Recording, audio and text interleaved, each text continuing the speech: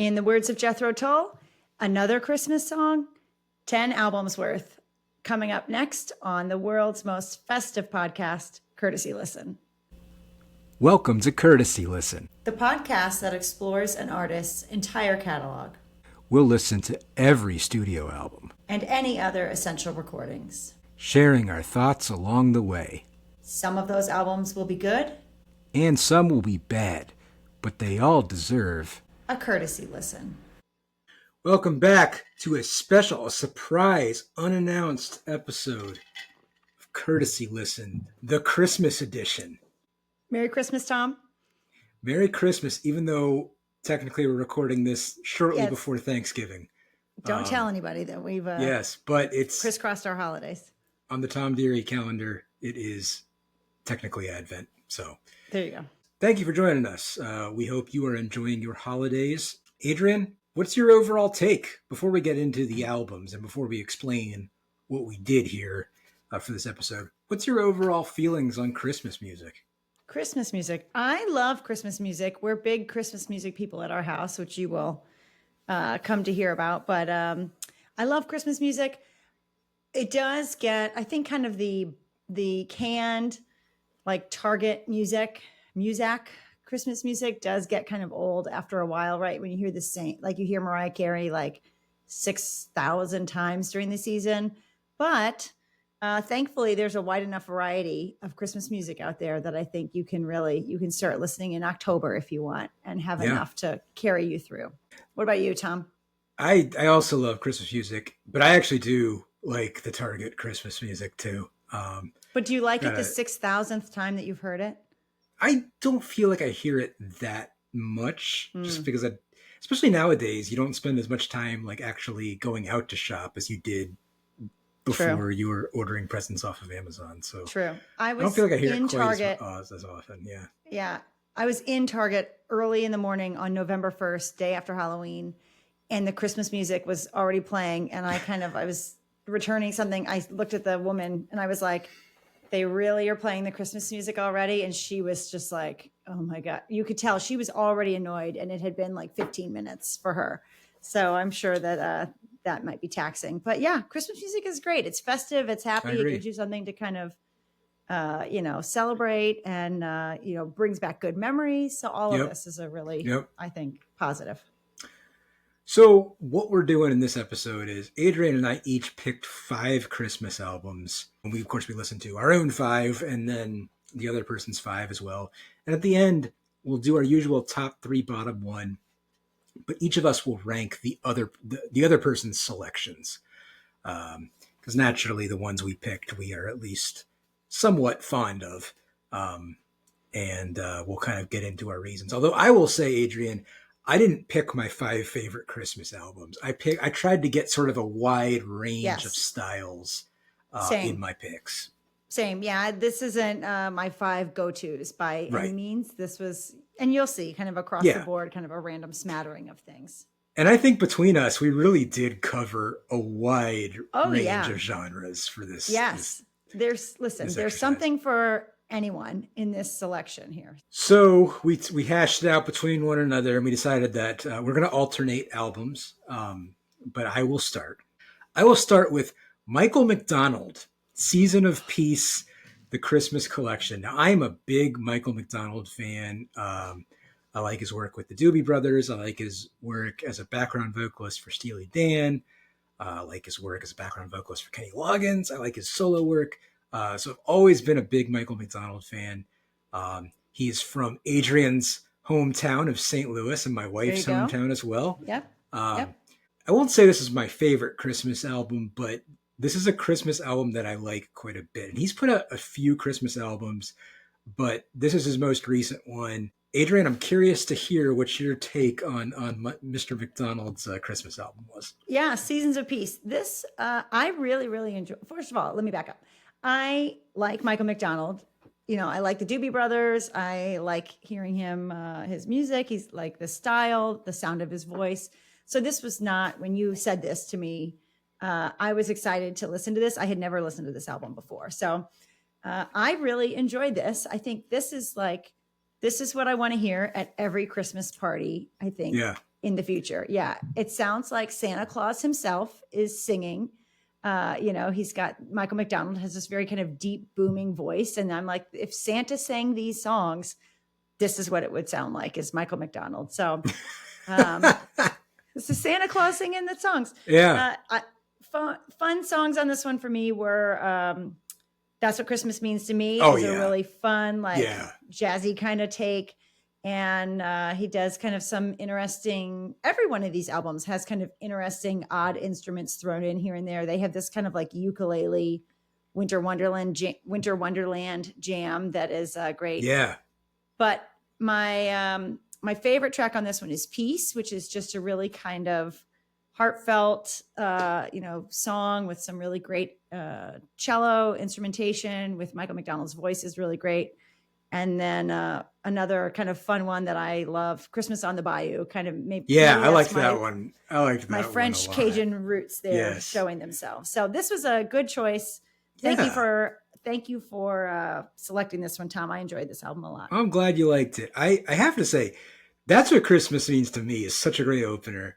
And yes, it must appear on something else because I was playing it in the car with my daughters and my oldest just started singing along with it. And I'm like, where do you know this from? She was like, I don't know. So it must be on some movie or something. It's in a movie or something. Yeah. But that's a great tune. I really like that White Christmas Winter Wonderland medley with Johnny Lang. Like that goes hard. That Children Go Where I Send Thee. Holy cow. That's like a gospel tune. He nails. I mean, gospel stuff is like really in his wheelhouse. But it's a really good album to have, whether you're listening to it like in the car or if it's just background music for a holiday party or something like that. I think it's just an enjoyable album.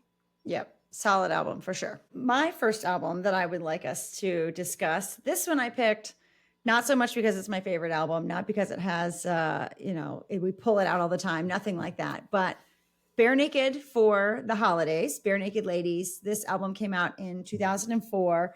This is the first like Christmas album I can really kind of remember as like a quasi adult, kind of out on my own a little bit more. Obviously would go spend actual Christmas with my family, but being out on my own in my own apartment, decorate and having this playing. So that kind of, I have fond memories of this Bare Naked for the Holidays album. Right off the bat, we figure out that this is going to be kind of a trip. It starts with this really kind of like mellow jingle bells and then suddenly picks up and we get into this like polka rap. And, it's very, very Bare Naked Ladies style. Tom, tell me what you thought about this, and then I'll tell you a little bit more about what I thought. Yeah, I can remember when this was released, and I didn't really like Bare Naked Ladies back then. Like, I didn't like them in our teenage years, other than a handful of songs, just because I thought they were just kind of silly, and I didn't really sit down and listen to their music. And I didn't realize at the time that these guys are actually incredible musicians, and that was lost on me until much later in life. And now, I mean, I quite enjoy them. And this was good. I really enjoyed this. The only tune I knew coming into this was the duet with Sarah McLachlan. Yeah, God Rest You Merry Gentlemen. Yeah, which I've always thought was great. I really enjoyed that. But there was a lot on here that I liked. I really liked their cover of Do They Know It's Christmas. I thought that was excellent. Yeah. When I was looking at the track list beforehand and I saw like the Michael Bublé thing, I was like, ooh, I don't know about that. That's a good song. That Elf's Lament is actually excellent. That was like before Bublé got big. So apparently, they're Canadian, right? Maybe they know each other before he got big. So I actually thought that was a really fun song, and I was pleasantly surprised. There were a few missteps here where they do get like that Deck the Stills thing. I just didn't understand that at all. Like that, obviously, it's just meant to be silly. Didn't understand. So here's the backstory to Deck the Stills. They take Deck the Halls, and rather than singing any lyrics to Deck the Halls that we all know and love, they just say Crosby, Stills, Nash and Young, Crosby, Stills, Nash and Young, Crosby, Stills, Nash, again and again and again. And I guess at some point this is like when they are writing music or auditioning music or something. This is Crosby, Stills, Nash and Young was what they used as like stand-in lyrics as they are writing or that makes me enjoy it. a little more. I also, the other song that I guess is an original of theirs, according to Wikipedia, that I really liked was Hanukkah Blessings. Like, what a Oh, great song. yep. So I was really just as your, I think my feelings on this are very similar to your feelings on the Michael McDonald Christmas album. I really enjoyed this, and I'm glad you picked it. Yeah. And this would be a fun one to put on with the kids. There's Oh like yeah, some yeah, fun, funny things happening. Yeah, the God Rest You Merry Gentlemen with Sarah McLachlan is kind of like a folky swing. This is like back when yeah, swing was a big deal, right? yeah. And the harmonies in there were always really Oof, fun and really kind of good, like a really good. upbeat version. I agree with you. Do you know it's Christmas was a really good one. There are some fun instrumentals on this. They do Rudolph, they do Carol of the Bells, but like Rudolph on like a synth, like a 80s kind of 90s synth, right? So not the normal Right. Rudolph. And then you get Old Lang Syne on this, which a lot of these albums had, our one New Year's song that they included. Big drums, crash cymbals, a lot of guitars. It's like the perfect ending to this album, and it very much is their sound. So this is just a really great, fun album. And I hadn't listened to this in a number of years, and this was a nice kind of refresher pulling this back out again. Yeah, I really enjoyed that. So glad you picked it. Okay, moving on to my next one. Now, stylistically, this is a little different than I think what a lot of what we did. I chose the album Snowbound by the band Foreplay. Foreplay is a jazz quartet that formed in the early '90s, and they took off. And their first few albums Yeah, sold extremely well for like a non-vocal, like an instrumental jazz band. sure. Well, But they're they're very like kind of like they're a commercial sound, right? It's not yes, like yes, definitely. squawky I would say a jazz little more or towards smooth jazz. right. But these guys were all session musicians. Bob James on keyboards. I mean, he's a renowned keyboardist. Um, Nathan East on bass, legendary session guy. They started with Lee Ritenour on guitar, but by now they have Larry Carlton, who's a big session guy. Larry Carlton played the solo on Kid Charlemagne by Steely Dan, among many others, and Harvey Mason on drums. And these are all like just legendary guys for Hmm. studio work. But so this is their fourth album. And I will say I knew them because my dad was a jazz musician and is a jazz musician, I guess. Retired, but it was something that would be on from time to time. So I was always familiar with them. Adrian, I know this was kind of a departure, so I'd love to hear what you thought about it. What year? This was 1999, 2000. What year Correct. did this album come out? 99. Yeah, in October '99. Yeah, this is definitely like smooth jazz of the 90s for sure. It sounds kind of like you're at a corporate luncheon, maybe a holiday luncheon for the company. And this is like very unassuming in the background. I did really enjoy this. I enjoy jazz. I enjoy instrumental music. I thought the title track Snowbound had some really great parts. I really liked it. Had great guitar, keyboard riffs, drum fills, has minimal vocals. This is my issue with Snowbound. Every once in a while, there's just the vocalist just says, Snowbound, Snowbound. And it's like it totally detracts from the song. There's no, as far Yeah, as I remember, there's no other lyrics. It's just yeah. that. And it's like, why? Just So take it out and it would have been better. I agree. They shouldn't have had the vocals for that. Snowbound is a Donald Fagen song from the '90s. Okay. That's exactly what the chorus sounds like. I mean, there's a little more to it, but Mm-hmm. um, I didn't quite understand why they had the vocals just on that part because the song itself is very much in Foreplay's wheelhouse. Like probably Yeah. one or two of them played on it. I don't know, Oh, the original. Yeah. Yeah. but It's a um, great song, but it just yeah, it was like, yeah, why? Why are we doing that this? was an And odd then choice. yeah. The female background vocalist was an odd choice. Right. And then, but the next track, Christmas Song, has great Oh yeah, vocals. Eric there are, Benet. there, Eric Benet oh, okay. kills Okay. that. Oh Okay. my So gosh. there are, they have good vocalists that they're working with here. So that we don't have to phone it in with Snowbound. Yeah, that was They weird. did Joni Mitchell cover of River, which was really, really great, done in a really like kind of upbeat, interesting way. They also, if I'm remembering correctly, they don't really sing that one either. They kind of like mumble along with that one. There's just these kind of like happening, which is how I sing a lot of Christmas songs. So that one Yeah, I appreciated. That made me kind of laugh. But I thought this was a really great album. Christmas Time Is Here. They did a really lovely version. Yeah. And another one that did Old Lang Syne, their version of Old Lang Syne. This is a bop, and that is the energy that we need going into whatever next year is. Yeah. That was a great take on that song. So this was a fun album for sure too. I'm really glad you liked it, because I really enjoy this album. For me, that opener, the version of Angels We Have Heard on High, it's got like this breakdown with this bass, the Nathan East bass line on that is just crazy and gets stuck in my head for an entire day if I listen to it. So I really enjoy that. You mentioned Snow. I like Snowbound in spite of the background vocals, mostly because I love the original. Christmas song is good. The Ivy variations I like just because I love Holly and Ivy. I also really enjoyed Christmas. Their version of Christmas Time Is Here, and that's a song that my band plays during Christmas time. And I listen to it and I'm like, oh, I wish I could do what Nathan East is doing on the bass in that song, because he's just all over the place on it. And it's so if good. you all took any inspiration from this band or this album. I could not. We do much more, like the version we do is much more faithful to the Vince Guaraldi version, I would say. But yeah, Nathan East is taking some chances on that one. And no, I really enjoy the album. It's just gets me in a festive mood. And sure. Glad you enjoyed it. Good. Awesome. Next album I chose, now, Bare Naked for the Holidays is one that I remember from a long time ago, too many years ago. The next one that I chose is a more recent find to me. It's not a recent album, but a more recent find to me. Willie Nelson's Pretty Paper, his Christmas album, Pretty Paper.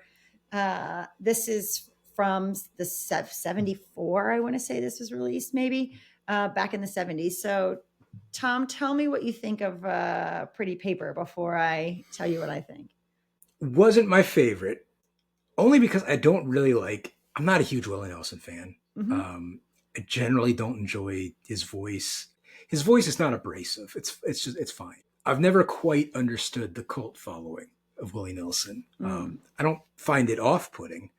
He started out as more of a crooner style, right? As more of a songsmith than he is now, where he's kind of fallen. It's the weirdest thing to me. Outlaw country now at this point, but in the 60s and 70s, he was definitely much more of a crooner. Yeah, but if you compare him to Waylon Jennings, I totally understand why Waylon Jennings has a cult following. His music and his persona totally makes sense. You know what I mean? Yeah. I don't quite understand with Willie, but that's neither here nor there. We'll have a Willie Nelson episode probably someday, maybe. He has 40 albums. Right. That'll take a long time. But for this album, I thought it was decent. It was the kind of thing that, again, I'd put on in the background. That'd be fine. I did have some notes that I was just looking through. His version of White Christmas has the exact same walk down as Let It Be by the Beatles. Oh, really?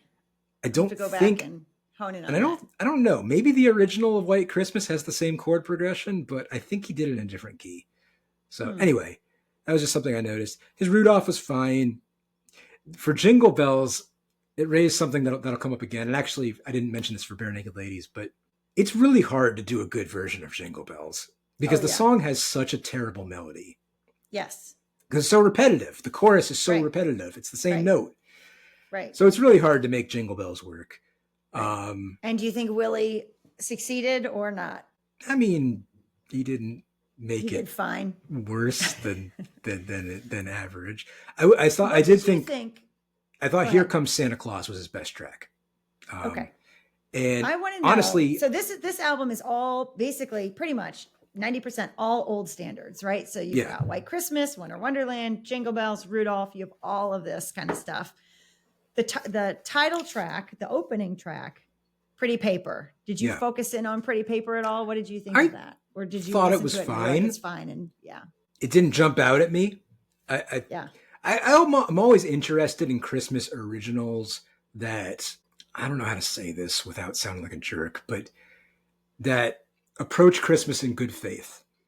I think it's easy to write a Christmas original that is snarky or kind Mm. of makes fun of other people for enjoying it or whatever. You know what I mean? But if you write an earnest Christmas original, Mm-hmm. um, I think that's an extremely vulnerable thing to do, And so Sure. I respected that effort from him as a song.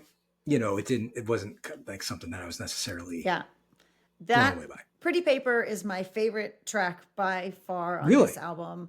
Yeah, I think Willie sings it really beautifully. Yeah. It's the backstory of it is it's a song about a real man who lived in Houston, and if you look it up online, you can find his name and see who he was. You can find pictures of him, but he was disabled and would sell pencils and little trinkets and things at this huge kind of mall before there were malls in Houston. And it was a story of him at Christmas time selling Christmas paper, Christmas ribbon, Christmas pencils, selling pretty paper to wrap up your packages. So and that's Wow. where Willie was, I love that.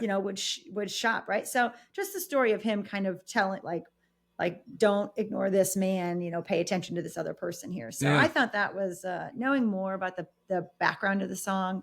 I think it definitely, you hear a little more of the emotion, I think, in Willie's Yeah. voice when you're hearing him talking about this person. Oh, yeah. I'll have So to he go back wrote and listen this. to it. Yeah, listen to it again. He wrote this song in the early 60s. It was recorded by Roy Orbison and released in the mid 60s by Roy Orbison, and did really well, charted for everybody thinks it's a Roy Orbison song. Yeah. But then, 10 years later, he released it on this album, Willie did. So yeah, that was my favorite. This album definitely leans country. But Tom, I have to call you out on something, because when I shared this list with you and we were planning for this, I believe when I said Willie Nelson, Pretty Paper, you sent me a banjo emoji in response. How many I was banjos are wrong. on this I was album? wrong. It Zero is large. banjos. It is largely keys driven. And that was one thing I pointed out was, the songs on here that are keys driven, I think actually work a little better. And you're right. They're not banjo. There's others that are just acoustic guitar. Oh yeah. It's definitely But twangy. It's definitely country, but I just have to say, the one it's the clearest my name. one thing I have nothing against this album. It wasn't necessarily for me, but I have to go back and listen to Pretty Paper again now that you said that, because I did not do any research on it. I was a little disappointed in Christmas Blues because I thought it was going to be the Dean Martin song Christmas Blues, which I adore that song.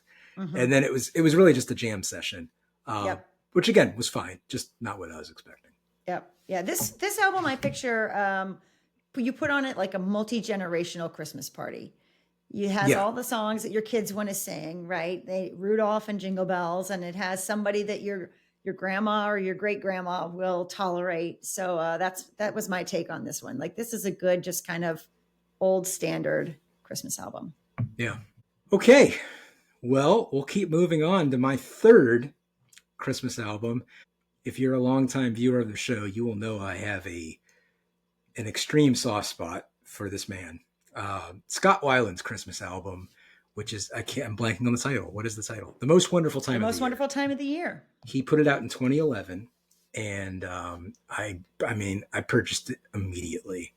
I actually bought it off of iTunes. I did not buy many things on iTunes, but I felt such loyalty to Scott Weiland that I immediately just show your support. iTunes. I will withhold my comments until I hear yours, Adrian. Scott Weiland. Yeah, I thought Scott Weiland. Okay, listening to this album, my first thought was, I listened to each of these albums several times through, but the first time I'm listening to this, I'm thinking, wonder what made him want to make this album, or what compels a rock and roll star, a pop star, whoever, anybody to do a Christmas album. So I would have really been interested, maybe maybe you don't, I don't know, to know what his motivation was for this album. Scott Weiland he's a singer. He's not, this is in the vein of kind of a Bing Crosby, Dean Martin, right, kind of take on these songs. He croons. He's a crooner. Yeah, he is. Definitely evident here. And not only that, but there's some great instrumentation on this album as well. What Child Is This? White Christmas. It's not just Scott Weiland singing. There's some really good music as well. Some fun ones that are, each of these albums has kind of these fun, well, maybe not all of them. 90% of these albums that we chose have these kind of fun, off the wall, takes on these songs. You've got like a Yeah. bossa nova Silent Night with the vibra slap Look, going. we're going to talk about the bossa nova because that's awesome. You've got this the Island Time, Oh Holy Night, you know, Oh like yeah. We Be Jammin' Man kind of thing Oh happening. yeah. So yeah, very interesting. And I have to give Scott Weiland props because this album, some of these were a miss for me, Yeah. but some of them were real So, solid. some of these were a miss for me. Like, let me be clear. Yeah. I'm not gonna, put lipstick on a pig, but where this album worked, I thought it really worked. Yes. And there's a couple of songs on here where he really tries to do a crooning voice, and I'm just like, oh, what are you doing, Scott? Like, I'll Be Home for Christmas is the worst because he really takes on this sort of Bing Crosby type voice, Yeah. and it just doesn't Yeah. really work. Same with White Christmas. Yep. But the other ones, I think really, most of them go well. I think Silent Night, like you mentioned, I love bossa nova stuff in general, and I really like his bossa nova take on Silent Night. His version of "It's the Most Wonderful Time of the Year" is awesome. Like that one goes. Yep. His jazz version of "What Child Is This?" Who thought that this would be more jazz flute? We'll get to the other jazz flute stuff here in a few records. Maybe But he was inspired he may have been. by the He may have upcoming been. jazz flute that we will talk about. Yeah. And I don't know who played drums on "What Child Is This," but that drummer is he's putting in work. Yeah. Have Yourself a Merry Little Christmas. He does a great job. One of my pet peeves about that song is a lot of people who cover that tune change the lyrics so that it's a happy song. And I like the original from Meet Me in St. Louis that's all about, moving and being away from the people you love at Christmas time. And I just think it's a great downer of a Christmas song, and Scott does the original lyrics. And I thought he did a really nice job. He does an original tune towards the end called Happy Christmas and Many More. Right. And Co-written. First of all, co-wrote it. He co-wrote it, yeah. I like it. I think it's good. It's kind of a bossa tune. It's hard to listen to now though, because it's all about how I'll see you next year and all this stuff. Yeah. And I'm just like, oh man, like it's kind of a bummer. I really like this album. Do you still listen to this? Do you ever put this on or pull this out or? Chances are you'll be seeing this again tonight. I do. I like this album a lot. It's not something that I necessarily subject others to, just because, I mean, yes, his versions of the standards are good, but like it's not as good as Bing Crosby. It's not as good as Andy Williams. Like I still feel like if people are over at your house or something, they're probably going to want to hear the originals, and I get that. So, but I love Scott Weiland. And I'm really glad he put this out. Like I don't really know the reasoning behind it, but money? It seems to be he needed money at this point. I mean, who knows what it could be. This be, is right? Technically, he had not been fired from STP yet. I don't think when this came out, although that would be coming soon. So I think this was recorded kind of towards the end of his last like really good period. And I don't know. It's just like that Happy Christmas song just haunts me, man. Like it just tough one. But yeah, I love it. I also love, his Oh Holy Night that he closes with. He does not like that is an easy song for a singer, and many singers do try to just like oversing it, Yep. And he doesn't. He does a reggae version. He does it in the key that he can do, and he doesn't try to like Christina Aguilera it. He really just he does his thing, and Yep. I don't know. It's a comforting listen for me, and I enjoy it. Yes, I can understand that you have your appreciation for this album or any album goes beyond just what is right there in front of you on that track. It's because of when you first heard it or who the musician is or memories you have or, whatever it might be. But yeah, I understand that. All right. R.I.P. Scott Weiland. I feel like we should say that. So Here. Let's see. Let's move on. My next album. This is where we get good. This is where we get real good, Tom. My next album is the album Hark by Andrew Bird, released in 2020. Andrew Bird, probably someone that a lot of people have not heard of or listened to before. Tom, I doubt you have listened to much, if any, Andrew Bird before this point, but Andrew Bird is a multi-instrumentalist, violin, viola, vocals. I want to say whistling, but whistling, right? He's a lot big of whistling. whistler. A lot of whistling. Sorry. There's a lot of whistling on this one. So this album has some instrumentals. It has some original tunes. It has covers. It has some old Christmas favorites. So yeah, tell me what you think of this, Tom. I want to hear your thoughts. So I have to offer the disclaimer that I offer sometimes, that I listened to this album at 4:30 a.m. in an airport. Why? You have set yourself up for failure. No. Oh my God. And I heard the opening on, what's the opening track? Andalusia. I heard the opening notes of the banjo, and in the words of Billy Corrigan, I knew I was in for a long night. Well, that's not a banjo. That's a violin. Oh, I stand corrected. I'm thinking there's a lot of violin plucking as well. Pizzicato, not just. Here's the thing. Bowing. A lot of this album wasn't for me. I enjoyed the instrumental pieces. He does a couple of Vince Guaraldi tunes, and I actually really enjoyed those. I thought his version of Christmas is Coming and Skating, I really like both of those tracks, but he did them different enough that, like a little kind of blue, jazzy. Yeah, and it wasn't like Foreplay where they're doing pretty much the same song, just in a slightly different style. They really, kind of did them in a much different style. So I enjoyed those for what they were. I think a lot of these were a little too minimalist for me. And I didn't love his voice necessarily. So this probably isn't one that I'd necessarily be checking for. Not near the top of your list. I have some. But let's hear your take on it. Yeah, let's hear my take on it. Listen, I love Andrew Bird. Andrew Bird, I said, he plays the violin, he plays the viola. He a couple of years ago started playing a custom instrument that, if you know about, and I'm a former strings player myself, so maybe this is why I'm always leaning towards kind of string.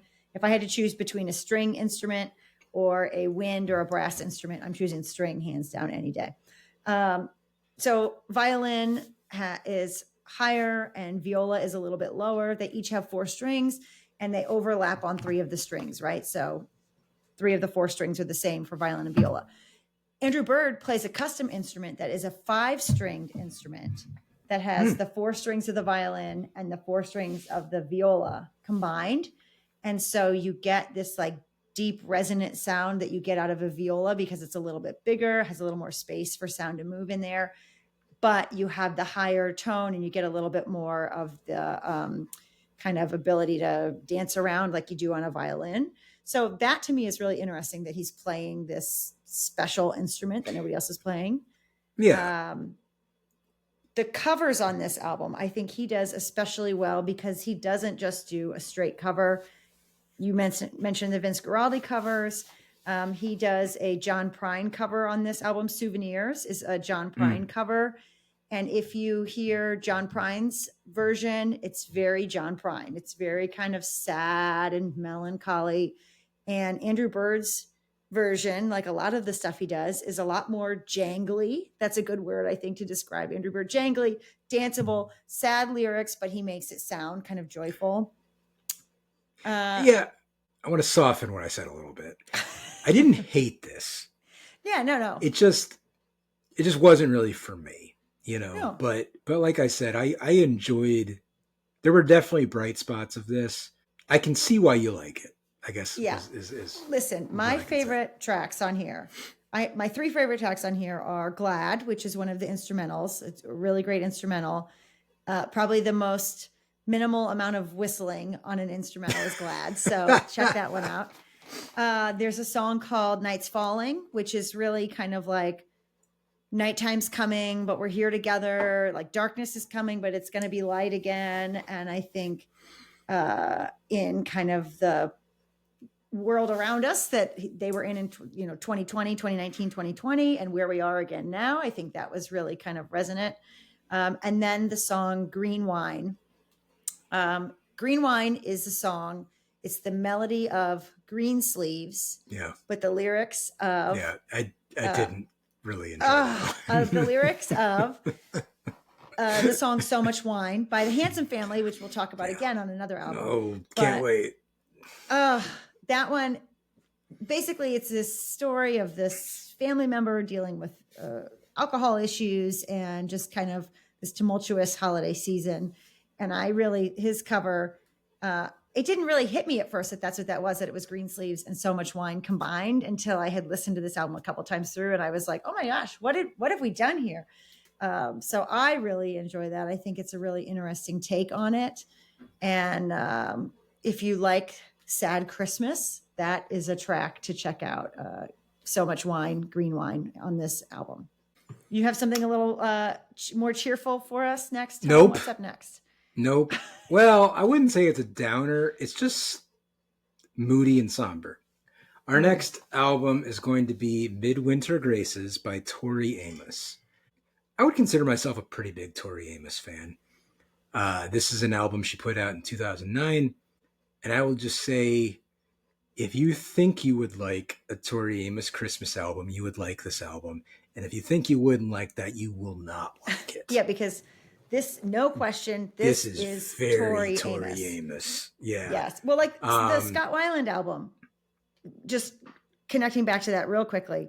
If you would have played that for me and not told me who that was, yeah, hard to know. There's a couple tracks that really sound like him, but I wouldn't have been able to guess it. Yeah. It would have been guessed like 400. If you played this album for me, it was Tori Amos. The first three notes of that. Yeah, one. Tori Amos. 3 notes of that. But what she does on this album is she takes almost entirely traditional songs, like hymns, and sort of arranges them, expounds upon them, but in a way that I would say is in good faith. And you can tell that she really, respects the source material and whatnot. And it's, I would say there is a very good chance we will do a Tori Amos episode someday, because again, I'm a huge Tori Amos fan. She's an incredible musician, first of all. But she also has some quirks. And let me just say, I completely understand. Like, if someone says, I don't like Tori Amos, you will get I'll just be like, hey, I get it. Yeah. I can understand why you wouldn't. I hear you. Yeah. My wife, for example, Becky does not enjoy Tori Amos for the most part. And I get it. I love Tori Amos. And it's funny, again, I should save this, but I just can't. I should save this for the Tori Amos record. I feel like for sort of the female singer-songwriters of the 90s, who are pretty overtly feminist, Tori Amos, in my opinion, has the largest male fan base of any of them. There are reasons that I don't want to unpack here for all of you people. We'll just leave that alone. But, yeah, I find Tori fascinating. She has very interesting, enunciation, for example. And I can see how that would get tiresome if you don't like that. Yep. But I've rambled enough. Adrian, give me your take on Midwinter Graces. This album to me was very Tori Amos right off the bat, and the sound is, as we're getting rolling, the sound is good. But the first 3 tracks are What Child Noel, Star of Wonder, and Silent Night with You, where she's taken traditional Christmas songs, and in all 3 of those tracks has taken the lyrics and rewritten and moved and changed things around. So basically has taken out any reference to Christian Christmas, which I thought was very interesting to hear. And I don't know anything about Tori Amos's background or, anything like that. So I don't know what her focus was there, but that was just interesting to me, especially as someone, everybody knows these Christmas tunes, whether you're in church every week or you're just going here or there, or you just hear it on the radio. So to be singing along and then she takes it and sings a totally different line, you're like, wait, what's going on here? The second track though, Star of Wonder, I thought that was a great track. Incredible. That song is good. So good. Yes. That was one of my favorite tracks on this album. Man. So we start with these kind of Christmassy traditional kind of songs, even if the lyrics are a little different than what we're all used to. Then we get into this old English, like Renaissance fair section. Like I'm certain there is a hammer dulcimer somewhere in there being played. Yeah. Then you get into these like Eastern kind of sounding songs. We're like taking this trek all over the world through this album. So it was interesting. Yeah, Pink and Glitter is this kind of like old Hollywood sound. That was my other favorite track on this one. Definitely. I'm so glad you said that. We are going to be talking about that. Star of Wonder, Pink and Glitter. Those are my two. So, yep. Well, that's great. I really enjoy this album, of course. Of the ones you didn't mention, I really like the Coventry Carol one. I like the song Coventry Carol anyway. It's really hard to pull off without like the Mormon Tabernacle Choir behind you. Just the nature of that song. That would be in the Old English section of the album for our listeners. But she does a pretty good job with it. What else? That Holly, Ivy, and Rose one too. Just because "Lo, How a Rose E'er Blooming" is such an awesome hymn that just never gets played. Love that one. Harps of Gold I thought was awesome. All right, let's just skip the rest. Pink and Glitter. Pink and Glitter. Adrian, if we had actual production values, I would need the camera to like zoom in on my face right now. Pink and Glitter. You gotta sit up close. Pink and Glitter is the best secular Christmas song of all time. It's my favorite secular Christmas song of all time. Interesting take. The only like close second is "Celebrate Me Home" by Kenny Loggins. Pink and Glitter is such a great song. She does like this cabaret thing.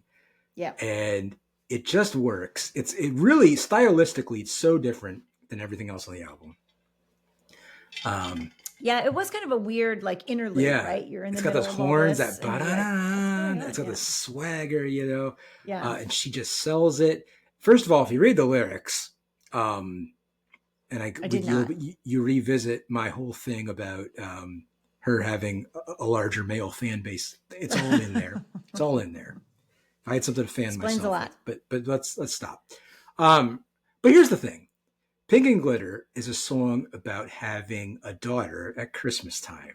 And I had, my youngest was born at Christmas time, and your youngest was also born at Christmas time. And it's just such a gift, and so I've always had just an incredible soft spot for that song, just because it always makes me think of that. But yeah, it's a great song, independent of that, and that just like takes another level. So I love the song, and I'm glad you loved it too. Yeah, it was a good one for sure. Let's see. Okay, now we're just getting to the section where Tom is going to dislike these albums more and more and more as we go. I'm so curious which one you're going to do first. And it's fine. Well, I have to. There is a natural progression from Andrew Bird's album. Oh, and I didn't mention, this is very important. Andrew Bird and I are birthday buddies. Same birthday as Andrew Bird. Yeah. Same year? He's a decade older than me. Oh, God. Come on. How dare you? My bad. How dare you? My bad. Anyway, next up, after Andrew Bird, we have Phoebe Bridgers with her, not really an album. It's an album, quote unquote, on Spotify. You go find it. It's an album. But it's a compilation, So Much Wine. So every year, Phoebe Bridgers, since 2017, has put out a Christmas song. Just dropped a Christmas single, typically a cover, and then for the download, the profits donates to various charities every year, right? And so So Much Wine is a collection of those from 2017 to 2022.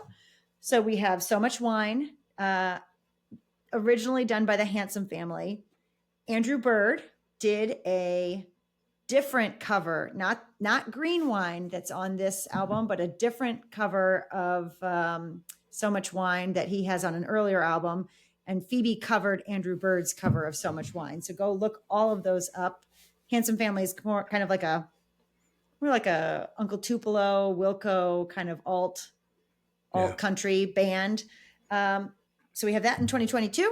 In 2021, we have Day After Tomorrow was the song she did then. Do you know Tom, did you recognize any of these as covers? Some of these are obviously covers, but this one, Day After Yes. Tomorrow, was a cover of Tom Waits, who Not covered Joan Baez. No, I didn't. I did not know. One of these Yeah. songs I knew was a cover. We'll get to that Yeah. one. 2020, If We Make It Through December, was a Merle Haggard cover. 2019 was 7 O'Clock News, which is a 7 O'Clock News and Silent Night, which is a Simon and Garfunkel cover. 2018 is she did Christmas Song, which is a cover of a guy that no one has heard of, McCarthy Trenching. And then 2017, she did Have Yourself a Merry Little Christmas. So if you like Sad Girl Christmas, this is the album for you. Tom, do you like Sad Girl Christmas? What did you think about this one? All right. I'm not going to belabor this point, but I'm a big like Phoebe Bridgers. I'm a big Phoebe Bridgers hater. It's terrible. I know. Phoebe, I'm not going to say anything. So we can do a Phoebe episode. She doesn't have enough albums to do a Phoebe episode yet. I'm not going to say anything mean. I fully went into. Okay, I'll say one thing mean. Ironically, given what we just talked about, I'm not very online. Maybe other people made this joke too. I nicknamed her Bori Amos. Even though she doesn't sound anything like Tori Amos, it doesn't make any sense other than it rhymes. Really, she's more like, I guess, like Janice Ian or like Phoebe Snow if we're making some kind of thing. Like, I just feel like she should, if she's going to do covers, like I want to hear her do that song, Why Do Birds Suddenly Appear? No. Well, I wanted to ask you, so this is a whole cover album. Yeah. She hasn't released her 2024 song yet. So we will have to revisit this when she does. Hopefully she does. 2023, she released with her band Boy Genius, like a super group band. They did a Sinead O'Connor song in memory of Sinead O'Connor. 2024, she hasn't released yet. I want her to do this song, Father Christmas by the Kinks. If you don't know that song, check it out. I think Phoebe would do a great version of Father Christmas by the Kinks. So it was hard, but I did my best to go into this with an open mind. I really enjoyed the title track. I was good. So Much Wine, and I've never heard the original. I probably wouldn't like it. Honestly, I thought it had a melody. It was easy to listen to, and I grudgingly enjoyed So Much Wine, and I can't say anything negative about it. She sang it well. Good. And my hat's off to her. Emotional, yeah. Day After Tomorrow is a 6-minute slog. It's everything that I think of when I think of Phoebe Bridgers. It's just like her and like a guitar, and it's just like meandering and goes nowhere. If We Make It Through Tomorrow you should hear the Tom Waits version, Tom. If you think that Phoebe's Day After Tomorrow. See, that's the thing. I'm ashamed because I'm a huge Tom Waits fan, and I had no idea that was a Tom Waits cover. Yeah. Well, he covered If We Make It Through Baez, Tomorrow, so it's not really his, but or if we make it through December was didn't make do it through this album. Yeah, did you feel that when you were? So 7 O'Clock News / Silent Night. It's an old Simon and Garfunkel bit. Mm-hmm. I thought it was dumb when Simon and Garfunkel did it. I thought it was dumb this time too. Like the whole playing the news over the well, and not just playing any news. It's just so belabored. Like the worst headlines of the news of the year. Come on, man. That just elicited eye rolls from me. I actually really did like Chris. Sorry. That track, before you move on, that track was released in 2019. So again, kind of this political for some people. It would have made more sense in 2020 though. Because like 2020 was the COVID like disaster. 2019 was like, by contrast, a great year. I think 2019, looking at I can't even remember what happened in 2019. It was probably bad. I don't know. The election, what was to come in 2020, I think was probably her motivation there. Yeah, don't harangue me in the comments. I literally cannot remember what happened in 2019. Every terrible year runs together. All right. All I remember is 2020 was COVID. I do think this one, 7 O'Clock News, she had all these different news stories, and she leads off with a positive news story talking about the first ever spacewalk where it's all women. Yeah. Today in outer space, all these women did all this thing together. And then every other news story after that is terrible news, terrible news. I don't know. Like, one of the stories was like something about Mick Mulvaney, and I'm like, dude, who cares? Like, I get it if you're trying to make like all these things like, murders and like whatever, terrible things. Right. I'm not downplaying that, but one of it was like Mick Mulvaney's brought up on charges. I'm like, by contrast, really, who cares? Like, that's like inside the Beltway stuff that we live right outside the Beltway, and even we barely care. Anyway, sorry, we're going off the rails here. Next, my point was Christmas song. Christmas song. I kind of liked. Christmas. I kind of liked Christmas song featuring Jackson Browne. Apparently, I didn't know that at the time. I researched that afterwards. Yes. And actually, I thought her version of "Have Yourself a Merry Little Christmas" was perfectly fine. So you actually liked 3 out of these 6 songs. I liked half the songs on this album. Yes. Like I said, I went in with an open mind. Good. It's 21 minutes of your life. You can do anything for 21 minutes. That was fine. It was just there was a middle point there where I was like questioning my sanity. But that's funny. You mentioned Jackson Browne. I do have to just throw it out there. There is a tiny bit of whistling in "So Much Wine," Phoebe's. That's Andrew Bird. Andrew Bird is on her version. I mean, of So he's Much a man. Wine, so. He's a man of many talents. Absolutely. No, just one actually. He can whistle. There's one. No, many. Come on, he's a multi-instrumentalist. Yeah. All right. Well, like I said, that could have been much worse. But we're going to the final one of my picks here, and that is the Jethro Tull Christmas album. Friends, there will be a Jethro Tull episode. In fact, there will probably be a couple because they have so many albums that Tom's love of Jethro Tull knows no bounds. I am a huge Jethro Tull fan. Full disclosure, Jethro Tull was the first concert I ever attended. I was 15 and it was in Germany. In any case, love Jethro Tull. That's a whole other story. Yeah. And I love their Christmas album.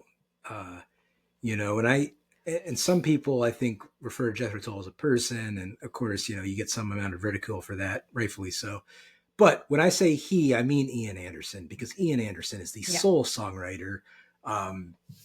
He is the creative driving force, in spite of the fact that Martin Barr has been there since their second album and is an incredible guitar player. Ian Anderson is the heart and soul of Jethro Tull. So if I say he at any point, that's who I'm talking about. For the uninitiated, Ian Anderson plays flute and acoustic guitar. Honestly, he plays a million instruments, but flute, a lot of flute. Listen, you want to make fun of Andrew Bird's whistling, then we're going to move right on to Ian. No, how dare you? He's an incredible flute player. He's also an accomplished acoustic guitar player. I mean, that man, some of the stuff he does on acoustic guitar, incredibly intricate. Jethro Tull, of course, has been around since like 1968. Again, we'll save most of this for the Jethro Tull episode. But I was surprised, Tom, that they've been around so long. And this Christmas album came out when? 2003. Okay. 2003. Yeah, when I was in college, and I bought this like the day it came out. Let me tell you. Did you tell all your friends? You're like, I gotta go. I gotta go. Or did you tell them? I'm going it was to funny, get so the Jethro Tull. Quick Jethro Tull story. My freshman year roommate at college, I pulled out a Jethro Tull Rock Island poster, and he was like, "You like Jethro Tull?" And he ended up being one of the groomsmen at my wedding. But yeah, no, I had friends who were Jethro Tull folks at college. That's good. And you found your people. Great band. I'm proud. That's good. I love this album. I'll get into my thoughts on it, but Adrienne, I thrust this upon you. Let's hear your thoughts on the Jethro Tull Christmas album. Okay. In general, when I hear this album, this sounds very, and you're going to be insulted maybe, very Mannheim Steamroller-ish to me. I'm not insulted by it. I like Mannheim Steamroller. Yeah. It sounds very similar, and it feels kind of like a who wore it better situation. Like when did Mannheim Steamroller hit it big? I don't know. Did they see the early success 80s. of Mannheim early 80s. Steamroller, right? And then they were like, well, we could do that. And then they put out this Christmas album in the early 2000s. But good question. I really enjoy parts of this. And I also simultaneously... Such a backhanded compliment. Like I said earlier, I am very much a strings person. That flute is piercing. And if I want to hear the same exact music done the same exact way, but instead of on a flute, do it on a cello or do What it do on a you what viola. do you think of the opening notes of track one? Got a birthday card at Christmas. Yeah. That piercing flute. That's Right, piercing. right, right. And that is like, oh my God, here it comes, setting the stage. But that's like the most loved part of Jethro Tull for so many people is Ian Anderson. He's a self-taught flute player. He He does all is. these crazy techniques that he's kind of developed himself, right? But it's like nails on a chalkboard. So I want to hear covers of all this with less flute, which is kind of sacrilege. But let me see what I had this playing. Where was I playing this? Maybe in the van or something I'm playing. And my 13-year-old daughter, Harper, says, "You'll like this, Tom. What in the Irish dance are you listening to?" She says. And I was like, don't ask and don't worry. We won't listen to this very long. So the song Jack Frost. Oh man, Jack Frost and the Hooded Crow. Yes. That I really enjoyed that one. There's a lot of incredible these melody. Incredible melody. Yep.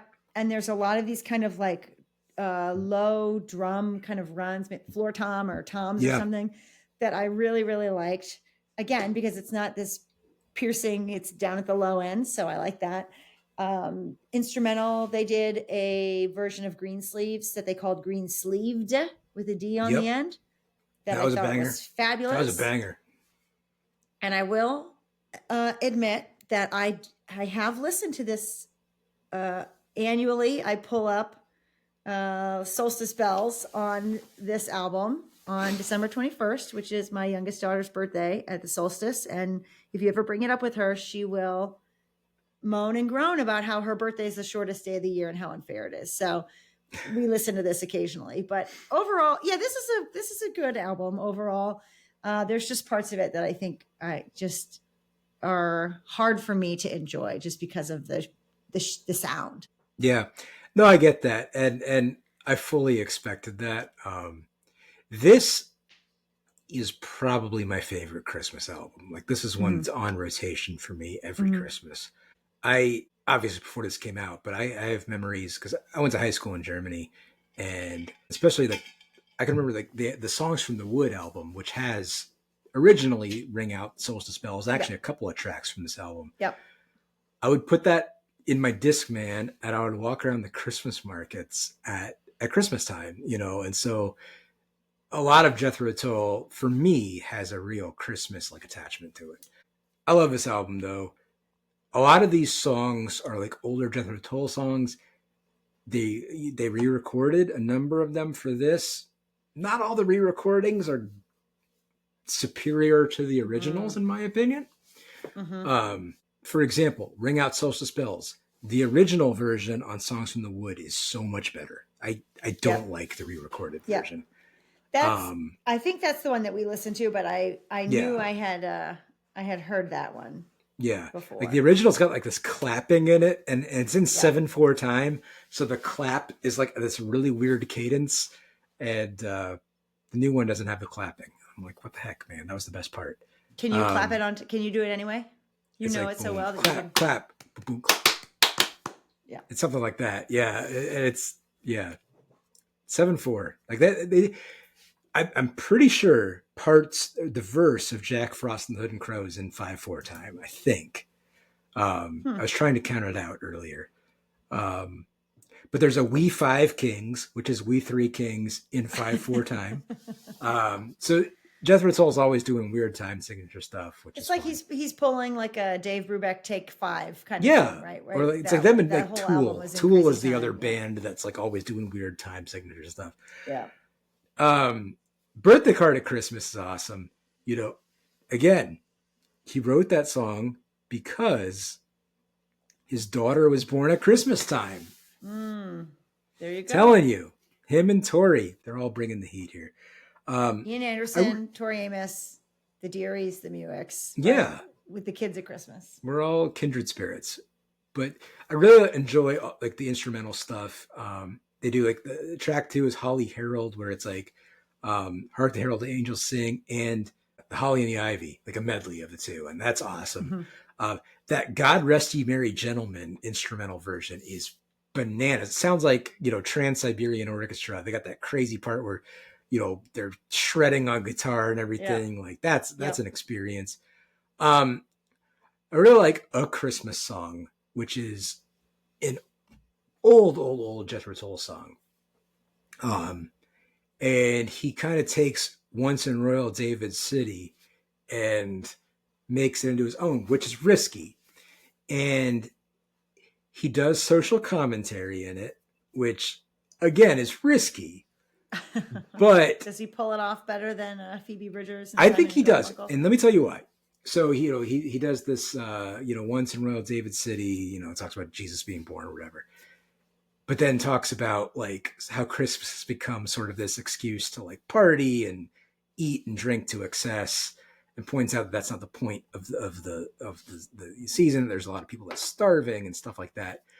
But then at the end, he kind of softens it and he makes it funny. And he says, hey, Santa, pass me that bottle, will you? And he kind of like says, I'm just as guilty as you are, Yeah. and he Yeah. softens it. And Right. he makes it tongue in cheek. And to me, like, I think that's a little more in the spirit of Christmas. Sure. Um, I also really you kind of poked fun at another Christmas song in the opening. That's an awesome song. Another Christmas song Another Christmas is song. so good. I can't believe I didn't talk about this on the Scott Weiland one. I can't stand "Happy Christmas" by John Lennon, and Scott Weiland covers that. Just an awful song. To me, like Ian Anderson's extremely subtle. And there's a line in another Christmas song, like, how many wars are you fighting this fine Christmas morning? And that one little line, he does more, it's more poignant than that entire song by John Lennon, in my opinion. Love that song. Just a great album, though. I, again, Yep. totally understand it's not everyone's cup of tea. And I didn't like everything on it. That First Snow in Brooklyn song, nah, I'm good with that one, man. We don't need that one. This album, But I do think the ending to this album, Winter Snowscape, is the ending track yes. here. It's Yeah. like the perfect ending to this album. It's a great track. It has And I think that's a new tolerable song. amount of flute. Yeah. Oh, really? Okay. I think that was a new one for this album. Like a deluxe edition or something, or they but for this no, one? no, I mean just mean like that. In 2002. I think they wrote it in 03 or 02 Got or whenever it. it came out. Got it. But yeah, no, I agree. I think that was a really neat closer. Yeah, that ended it on a high note for me. I was able to be like, okay, that's fine. We'll end on a high note here with this one. Perfect. Let's see here. Well, Tom, you mentioned Happy Christmas, which is a track on my final album that I chose. It was. Made you hate it even more. David Bazan, also known as Pedro the Lion, did, like Phoebe Bridgers, release Christmas tracks every year. Dark Sacred Night is the compilation of those. The album Dark Sacred Night was released in 2016, but David had put out these Christmas tracks, these 7-inch vinyl Christmas singles from in the early 2000s, 2002, 2003 on. And at some point, they decided to put those into an album and they compiled them. This is like the darkest, moodiest. You thought Phoebe Bridgers was Sad Girl Christmas. Dark Sacred Night goes 10 times beyond that. So he grew up surrounded, in the church. His father was a music pastor, surrounded by religion, and some of David Bazan's music and Pedro the Lion's music kind of navigates his Christian faith and kind of his journey in and out of Christian faith. And so some of that is reflected in these songs. So what did you think of this Christmas album, Dark Sacred Night, Tom? Tom does not like Pedro the Lion, David Bazan to begin with. So he already, I think, is working with 2 strikes against him. But what did you think of this album? I didn't like this album. I didn't think you would. I did not enjoy this. Most of it was just stuff that isn't for me, I would say. I tried to find a bright spot. I did think in Long Way Around the Sea there was kind of a melody. Um, I'll Oh, say what a that. nice backhanded Um, compliment. yeah, yeah. Um, and I will say the closer, "Wish My Kids Were Here" is a tough listen, but like, Oh yeah. the ending's kind of neat. Like, I didn't hate Don't give that. it away. Spoiler alert. The Yep. rest of the song though is kind of like, oh man, here Yeah. we go. But, I mean, Um, I have go ahead, and then I've got something else I want to say at the end. Go ahead. yeah. I just think so. This is a very dark Christmas album, and for Yeah, some people, Christmas time is a dark time for whatever reason it might yeah, be. I understand. And Understand. in reading an interview that David Bazan did, he said, and I'll quote him here. He said, "This record isn't for a party. This record Yeah, isn't for dinner with your family. This record is for when you've had it up to here and everything is so toxic and you just can't take it. And you just, this is what you need at those times." So yeah, yeah, he does Happy Xmas War is over. Happy Christmas War is yep, over. He does. I really love his version of Away in a Manger here. It's really stripped down. It's just guitar and a few different vocal tracks of him and his harmonies on top. Um, but Jingle, may but go ahead. may I Yeah. interrupt? Yep. I can accept that like most of this album is just not for me. And like I understand. You make a good point. Some people have like, negative feelings attached to Christmas. Hell, I did for a number of years when I worked for a church. Christmas is an extremely stressful time, and I didn't want to be working there. So I had some negative feelings for church. I get negative feelings about Christmas, and I get that. Those are all gone. Now it's all happy feelings. I just love it. Um, there's only one song that to me is like unforgivable. And I want you to guess what song I Oh, took umbrage with. I have no idea. Really? I couldn't even guess. Silent Night. Yes. It's a cover of Silent Night, which I Yep. thought, when I said earlier, like, you have some artistic license as long as it's in good faith. I didn't feel like it was in good faith. I feel like his whole thing about like doing the Silent Night thing, it's like whatever. It's something about torturing Yeah. people, and I'm like, Yeah, he okay, pulls it. Well, you have to like, understand though. This is the time when he is kind of falling out of his faith yeah, and is dealing with maybe not the faith aspect, but looking at the Christian church and kind of saying, like, what have these people done in the name of this, like, supposed to be like, oh, look, this little God came in this little sweet baby, da, da, da, yeah, da, that kind of thing. He says the lyrics that he takes the melody of Silent Night and he says, if goodwill to men and peace on the earth are how angels announce our Savior's birth, then isn't it strange how many we have beaten and maimed and how many more have hunted and tortured and killed in this baby's name? And then he goes on to sing the normal, somewhat cheery Silent Night. Yeah. So I can understand how that would be, especially if you don't know the backstory or don't know where he's coming from. It seems a little self-serving, right? I just didn't care for that. Like I said, like, Yeah. I think there's a way to make social commentary. I feel like you still kind of have to give people a pass for enjoying the season. Like, again, I'm using Jethro Tull as sort of like the example of this here, of how you can make a point of like, hey, you guys are ignoring what this is really about, but LOL, I do it too, like there's a way, because to me with David Bazin, it comes off as very accusatory and very like, Oh yeah, he's like, heavy-handed. hey, I'm like, yeah, like pointing the finger, and it's like, dude, yeah. like, come on, I don't know. That was the part that was off-putting to me. The rest of it, I could just kind of shrug and be like, well, this is for an audience who's not me. All right. Well, then let me guess here. I want to hear, Tom, what your top 3, bottom 1 of my 5 selected albums were. Okay. And I'm going to guess that David Bazan is going to be the bottom of the list. You're correct. Yes? Now, bottom one is David Bazin. And I'm actually going to go down from 1 because I feel like number 3 is probably the biggest like drum roll, Number 1 is definitely the Bare Naked Ladies one. Um, Number 2 is the Willie Nelson. Really? Yeah, only because Wait a like minute. I would buy that maybe if it was cheap in a record store. That's kind of $8, how I thought about this. $12. Where do we where? I'd buy it No, for you're buying. 5. What didn't you say you would buy some other piece of crap record for like $12 I last? said I'm gonna door to go door back. for 8, and I stand Oh by my that gosh. because it was released in like Terrible. '86. All right, Terrible. never mind. Never mind. And number 3, I know I Number 3. Oh gosh, which is it going to be? It's am going I to be Andrew guessing? Bird. It's Oh, Andrew Bird. good. Either one. I would have taken either one. Like I said, I really enjoyed the instrumental pieces. His Vince Guaraldi pieces were enjoyable. I would listen to them again.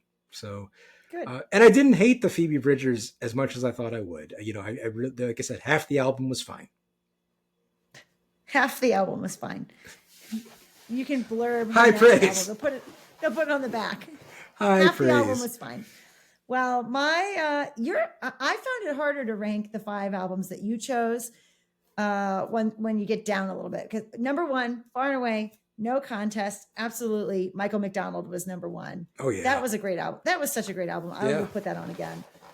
Number 2, I chose Snowbound by Foreplay. Wow, I'm shocked. I wouldn't say it was a gag pick, but I kind of picked it as like, just because smooth jazz is such a punchline for so many people. Yeah. I was like, man, Adrian's going to hate this. Christmas, I don't know. Christmas is a jazzy holiday. Yeah, it is. We pull out lots of jazz records at Christmas. That's true. That fit right in there. Number 3, I'm going to give it to him for effort. Scott Weiland. Listen, Stone Temple Pilots might stay near the bottom of my list as we're ranking bands, but Scott Weiland, he can have my third. Yes, there. That's awesome, man. I'm happy for Scott. And then bottom choice, not really anything. This was 6 of one, half dozen of the other. I think just because everything was fine for me, I put Tori Amos last. So Jethro Tull got 4th place. If I had been predicting, I would have probably guessed that'd be last. Yeah. So it would certainly be last choice. for my wife. So all right. Well, that was Tom. Great. That was a lot of Christmas and jam-packed in there. And I think any of those albums, I would say to our listeners out there, go check out any of those albums. Yeah, I don't think pick them up, none of those would I have, like, I'm never listening to this again and toss it out. So, 'tis the season. Anyway. I would say maybe don't pick up David Bazin, but Adrian says you should. So stop. if you've watched enough episodes by now, you can come over to my house and you can listen to it on vinyl. Oh gosh. If you know that you align musically with Adrian, obviously you should pick it up. If you align more with me, don't. Yeah, don't. Or do. Challenge yourself. Expand your horizons. That's okay too. So, the question that's on everyone's minds, the Christmas edition of You Got It on Vinyl? You got it on vinyl? Who's going first? Am I going first? Whatever you want. All right, I'll go first. So we decided we were going to share all of our Christmas vinyl. We're going to go quick. We know a lot. Wait a minute. All right, we got Jackson 5 Christmas album. Before he saw the stack of the Muick Christmas vinyl. Yeah, that's crazy. It's going to dwarf mine. Do you have any of these albums, Tom, that we did today? Do you have any of the ones? We'll get Jethro to them. Tull? Are they in there? Okay. We'll get to them. Okay. Winter Wonderland compilation. It's got a bunch of the classics on it. The Home Alone soundtrack. I mean, you got to have that. Stax Christmas, another compilation. The Ramsey Lewis Trio, More Sounds of Christmas. We'll be seeing that one again, I bet. Yep. Mariah Carey, Merry Christmas. Of course, the Target sound that Adrian loves. Yeah. Speaking of, Kelly Clarkson, Wrapped in Red. Wrapped in Red, not Wrapped in. Trans-Siberian Orchestra, Christmas Eve and Other Stories. You know what it is. James Taylor at Christmas. Of course. Does Phoebe Bridgers sing on that one? Oh, gosh. She wishes. Andy Williams. There you go. Holiday Collection. Vince Guaraldi, Charlie Brown Christmas. You know you got to have that. Kenny and Dolly, Once Upon a Christmas. Phil Spector's Christmas album. He's problematic. Yep. He's been canceled. Don't think about Yep. that too much. Stevie Wonder, excuse me, Someday at Christmas. That's a classic. Oh, that would be a good one to get. And then Oh, here it is. Scott Weiland, Ooh. The Most Wonderful Time of the Year. I have pre-ordered the 20th anniversary of Jethro Tull Christmas album that's out on vinyl. It comes out December 6th. It's not here yet. Okay. Yeah. That's a good looking stack you have there. All right. Hit me with it. Okay. Oh my gosh. Buckle up. Okay, I have to say, so the difference here, I think, is that Andy buys a lot of records. Andy buys more records than I do, but I also buy records. So we have two people buying records at our house. Right. So we have this one, right? Oh, gotta have that one. Anybody wants to borrow it? Tom, you want to borrow it? Oh, can't wait. Andrew Bird. We have this one. A familiar face. What is that? Pretty Paper. This is Willie Nelson. Pretty Paper. Oh, of course. Yep. Of course. So those are the three I have. I scored this one recently. $5. Come on. Muppets Christmas. Okay, now we're just going to fly. Christmas cocktails. I don't know what that is. Compilation. Some of these you might see if we do Christmas next year. What is this? Sharon Jones and the Dap Kings. Get this album. Candy Cane. My kids love that. This is Andy's favorite album, and he was very mad that we didn't talk about this one, and I didn't choose this, and so I have to push this one. What is it? This is his Golden Messenger is the name of the band. HISS. His Golden Messenger. Oh, Come All Ye Faithful. We listen to this like every other day at our house. This is a great Christmas album. Vince Guaraldi. Gotta have that. Emmylou Harris. Charlie Brown Christmas. Like the vocals. Oh. I've been kissed by a dog. Right, like the I can't believe we don't own that. Yeah. Soulful Christmas. Patti LaBelle, Charles Brown, Brooke Benton, all sorts of things.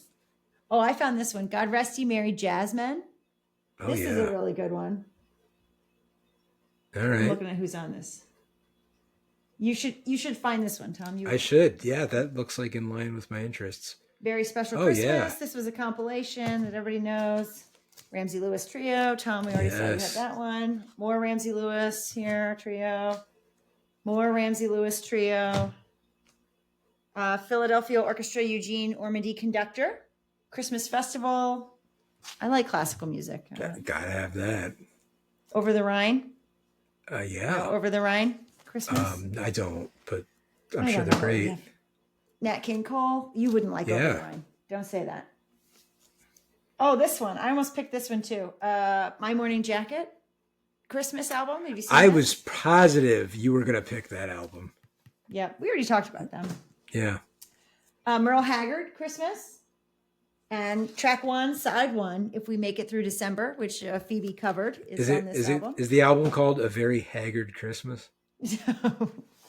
Nope. Low, the band Low. This is a great Christmas album. Low. Also, I'm still going. Lou Rawls. Wow. I texted Tom right before we did this, and I said, every album. Is that Kenny and Dolly? Kenny and Dolly. Yes, Kenny and Dolly. Gotta have that. Kelly Finnegan. This is a modern guy who sings like an old crooner. Kelly Finnegan. Check that out.